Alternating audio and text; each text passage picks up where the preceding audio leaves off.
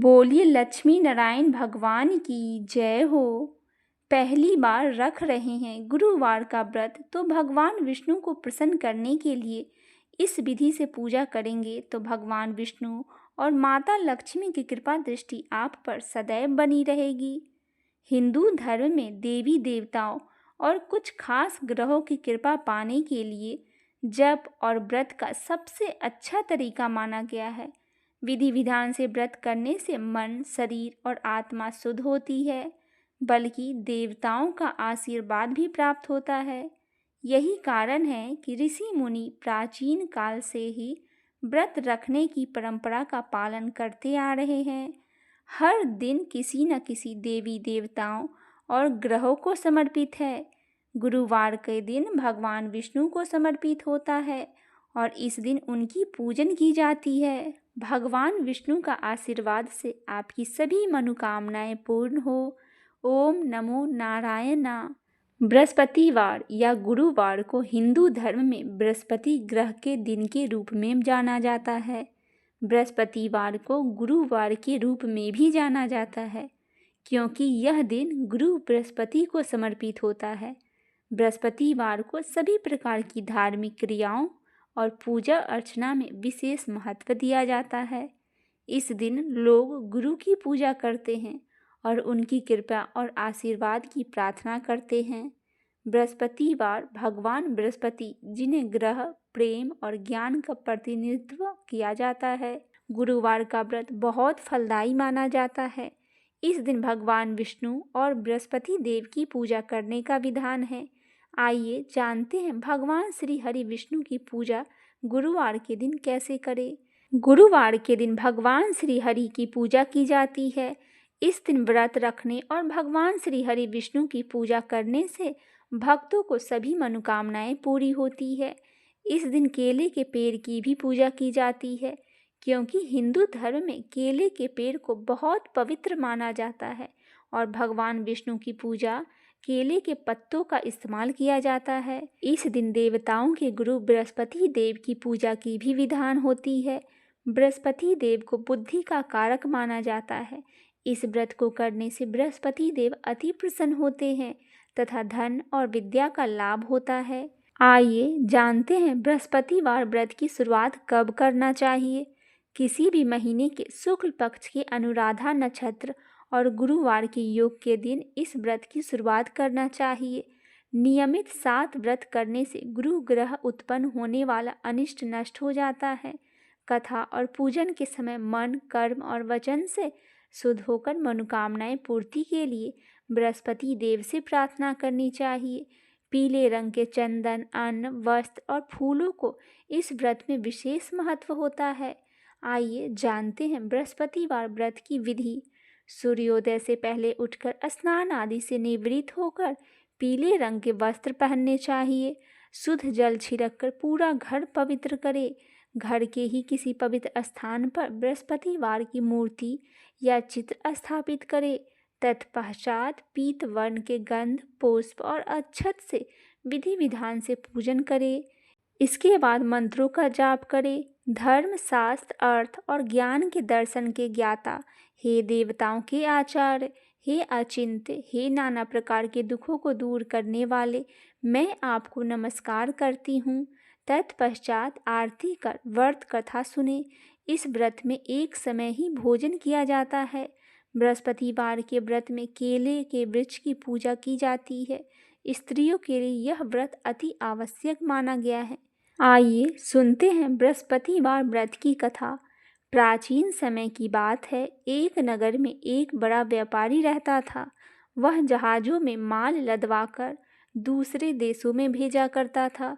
वह जिस प्रकार अधिक धन कमाता था उसी प्रकार जी खोलकर दान भी करता था, परंतु उसकी पत्नी अत्यंत कंजूस थी।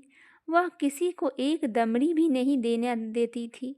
एक बार सेठ जी जब दूसरे देश व्यापार करने गए तो पीछे से बृहस्पति देव ने साधु के वेश में उसकी पत्नी से भिक्षा मांगने आए।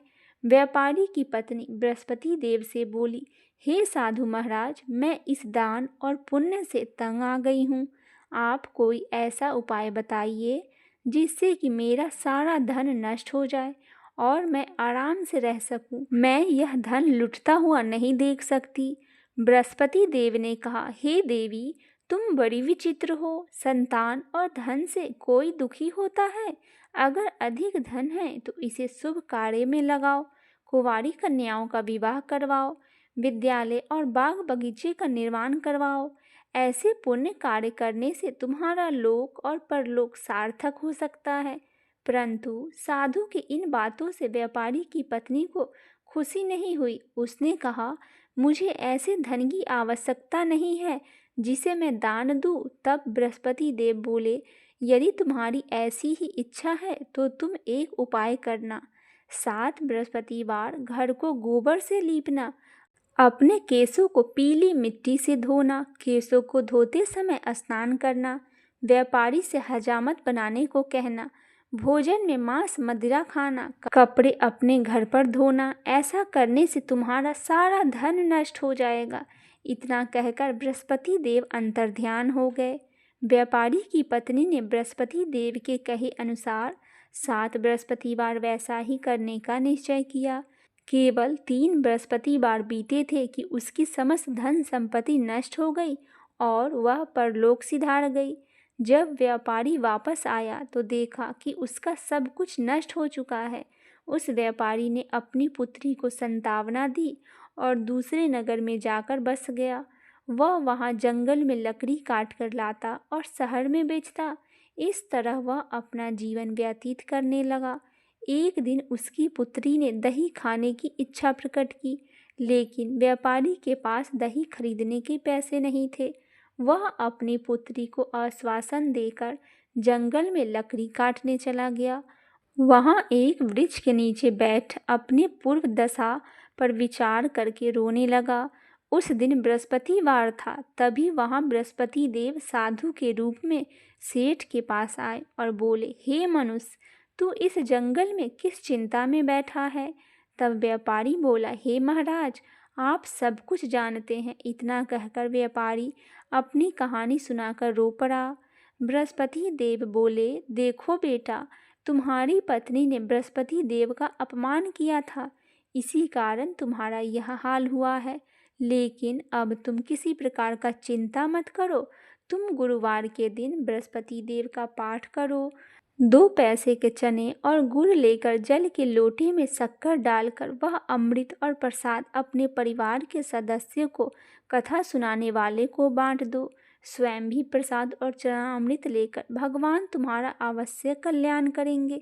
साधु की बात सुनकर व्यापारी बोला, महाराज, मुझे तो इतना भी नहीं बचता कि मैं अपनी पुत्री को दही लाकर दे सकूं। इस पर साधु जी बोले, तुम लकड़ियां शहर में बेचने जाना, तुम्हें लकड़ियों के दाम पहले से 4 गुना ज़्यादा मिलेगा, जिससे तुम्हारे सारे कार्य सिद्ध हो जाएंगे। उसने लकड़ियां काटी और शहर में बेचने के लिए चल पड़ा। उसकी लकड़ियां अच्छे दामों में बिक गई, जिससे उसने अपनी पुत्री के लिए दही लाया और गुरुवार की कथा हेतु चना गुड़ लेकर कथा के और प्रसाद बांटकर स्वयं भी खाया। उस दिन उसकी सभी कठिनाइयां दूर होने लगी, परंतु अगले बृहस्पतिवार को वह कथा करना भूल गया। अगले दिन वहां के राजा ने एक बड़े यज्ञ का आयोजन कर पूरे नगर के लोगों के लिए भोज का आयोजन किया।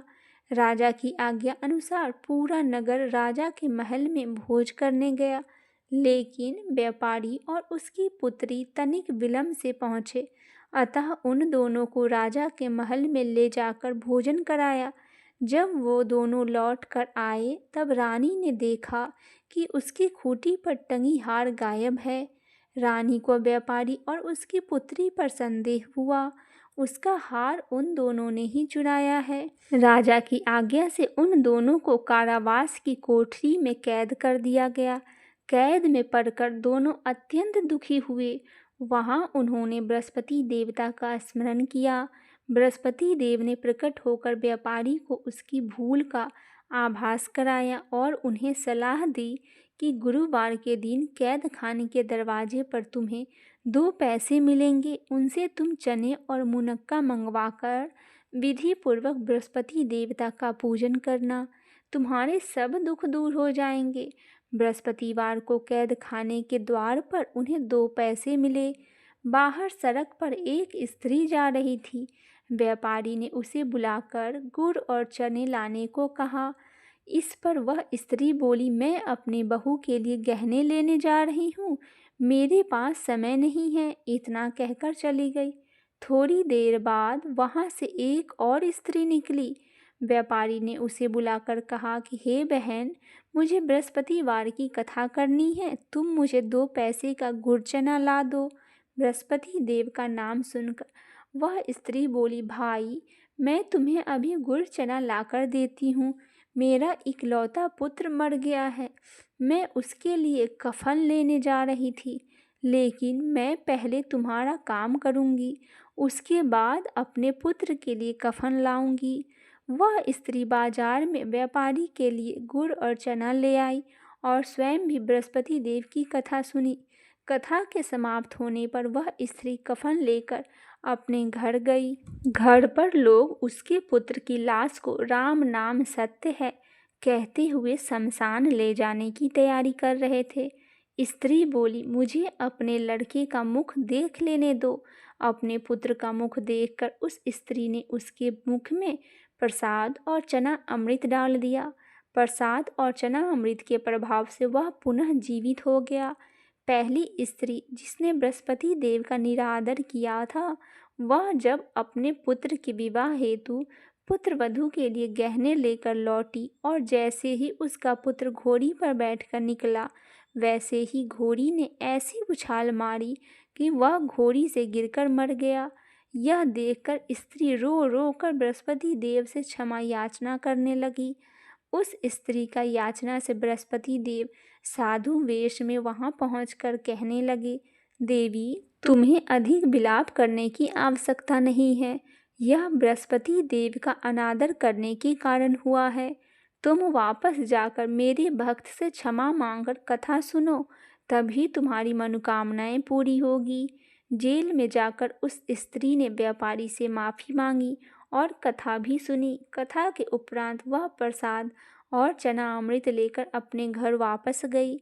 घर आकर उसने चनामृत अपने मृत पुत्र के मुख में डाला। चना अमृत के प्रभाव से उसका पुत्र जीवित हो उठा। उसी रात बृहस्पति देव राजा के सपने में आए और बोले, हे राजन, तूने जिस व्यापारी और उसके पुत्री को जेल में कैद कर रखा है, वह बिल्कुल निर्दोष है। तुम्हारी रानी का हार वहीं खूंटी पर टंगा है। दिन निकला तो राजा रानी ने हार खूंटी पर लटका हुआ देखा। राजा ने उस व्यापारी और उसकी पुत्री को रिहा कर दिया और उन्हें आधा राज्य देकर उसकी पुत्री का विवाह उच्च कुल में करवाकर दहेज में हीरे जवाहरात दिए। इस प्रकार बृहस्पतिवार व्रत की कथा संपन्न हुई।